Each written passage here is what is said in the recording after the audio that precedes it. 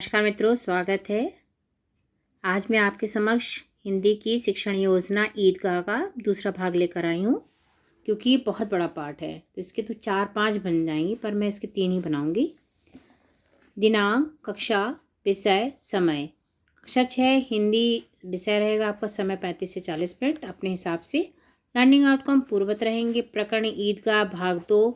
सहायक सामग्री पूर्ववत रहेगी। सीखने सिखाने की प्रक्रिया और गतिविधियाँ। शिक्षण की शुरुआत में शिक्षिका पूर्व ज्ञान पर आधारित प्रश्न पूछ सकती हैं। ईदगाह कहानी के लेखक कौन है? मुंशी प्रेमचंद कहानियों का संग्रह किसमें संकलित है?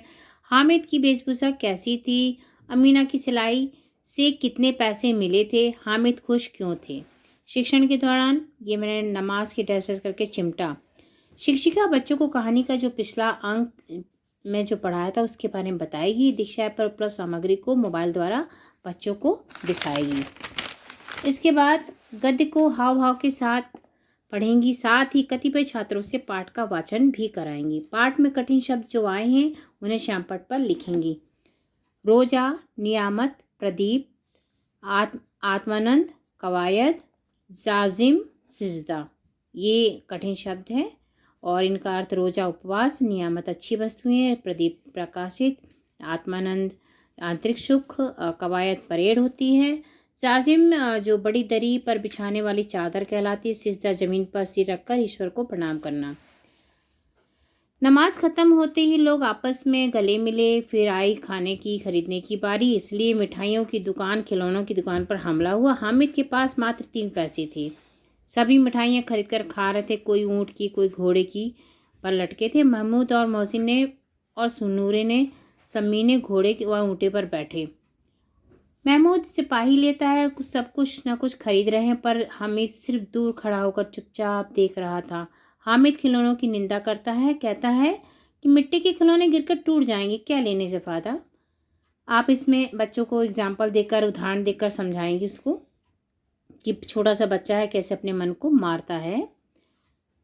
मन ललचाया, आखिरकार वह भी बच्चा है, वह मन को मारता रहता है, कभी खिलौने देखकर, कभी मिठाइयाँ देखकर। कुछ बच्चे उसे जानबूझकर चिढ़ाकर परेशान भी करते हैं।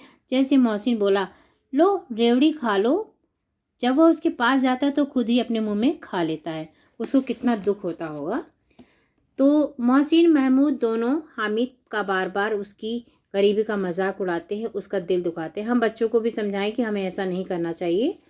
मिठाइयों के बाद लोहे की बनी चीज़ों की दुकानों की बारी आती है। हामिद चिमटा देखता और उसके मन में तुरंत ख्याल आता है कि मेरी दादी के हाथ रोटी सेंकते समय जल जाते तो यह खरीद लेता हूँ। सब हंसेंगे कि हामिद ने चिमटा लिया। हामिद दुकानदार से चिमटा की कीमत पूछा तो वह 6 पैसे का था। उसने बोला, मेरे पास सिर्फ 3 पैसे हैं। दुकानदार ने तरस खाकर उसको दे दिया। शिक्षण के बाद शिक्षिका बच्चों को श्यामपट्ट पर लिखे कार्य को उतारने के लिए कहेगी और स्वयं अवलोकन करेगी घूम घूम कर। किसने किससे कहा, निम्न वाक्यों को गद्य में से छांटिए। तो रखे रहो, क्या मेरे पास पैसे नहीं, ये किसने कहा? 3 पैसे तो हैं, 3 पैसों के क्या लोगे? ये चिमटा कितने का है? तो चिमटा कोई खिलौना है।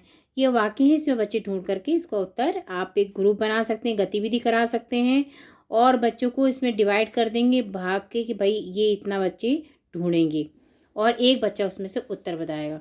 प्रदत्त गृह कार्य पाठ में जो सभी पर्यायवाची हैं उन्हें छांट कर लाइए। आगे का पाठ पढ़कर आना है। धन्यवाद। अगर अच्छा लगे जुड़े रहिए, लाइक सब्सक्राइब करिए। धन्यवाद।